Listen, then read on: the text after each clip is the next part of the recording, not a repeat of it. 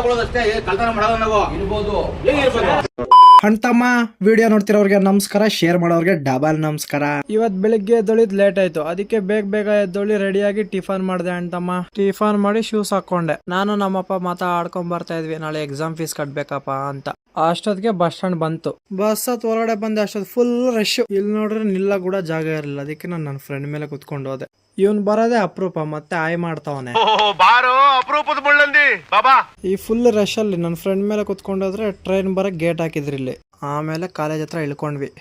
ಆಯ್ತು, ಆಮೇಲೆ ಕಾಲೇಜ್ಗೆ ಬಂದು ಹೊತ್ಕೊಳ್ರು ಅಂದ್ರೆ ನಮ್ಮ ಹುಡುಗರು ಗೇಮ್ ಆಡ್ತಾ ಇದ್ರು. ಮೀನಾಕ್ಷಿ, ಎಂಥ ಒಳ್ಳೆ ಮಕ್ಕಳಿಗೆ ಜನ್ಮ ಕೊಟ್ಟೆ.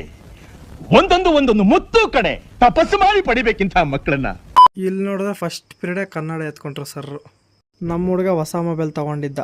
ಕಂಗ್ರಾಚುಲೇಷನ್. ಮಧ್ಯಾಹ್ನ ಎಲ್ಲರೂ ಕುತ್ಕೊಂಡು ಊಟ ಮಾಡಿದ್ವಿ ಅಣ್ತಮ್ಮ.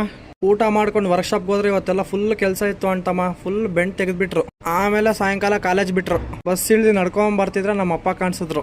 ಬಾರೋ ATM ಹತ್ರಕ್ಕೆ ಹೋಗೋಣ ಅಂತ ನಮ್ಮ ಅಪ್ಪ ಕರ್ಕೊಂಡು ಹೋದ್ರು. ಇಲ್ಲಿ ಬಂದ್ ನೋಡ್ರೆ ಜಗಳ ಆಗ್ತಾ ಇತ್ತು. ಕ್ಲೋಸ್ ಮಾಡಿ ಅಂದ್ರೆ ಬೀಗ ಹಾಕಿ ಅಂದ್ರೆ ಇಟ್ಕೊಂಡ್ ಬಂದ್ಬಿಡ್ತೀರಾ? ಏನ್ ಇಟ್ಕೊತೀವಿ? ಅಲ್ಲ, ನಾವು ATM ಹಾಕಿ ದುಡ್ಡು ತಗೊಳ್ಳೋದಷ್ಟೇ, ಕಳ್ತನ ಮಾಡೋದು ನಾವು. ಹಂಗೆ ಇಲ್ಲಿ ಜಗಳ ನೋಡ್ಕೊಂಡು ದುಡ್ಡು ತಗೊಂಡು ನಾನು ನಮ್ಮಪ್ಪ ಮನೆಗೆ ಬಂದ್ವಿ. ಇಷ್ಟೇ ಅಣ್ತಮ್ಮ ಇವತ್ತಿನ ವಿಡಿಯೋ. ಲೈಕ್ ಮಾಡಿ, ಶೇರ್ ಮಾಡಿ, ಸಬ್ಸ್ಕ್ರೈಬ್ ಮಾಡ್ಕೊಳ್ಳಿ, ಹಾಗೆ ಫಾಲೋ ಮಾಡ್ಕೊಳ್ಳಿ.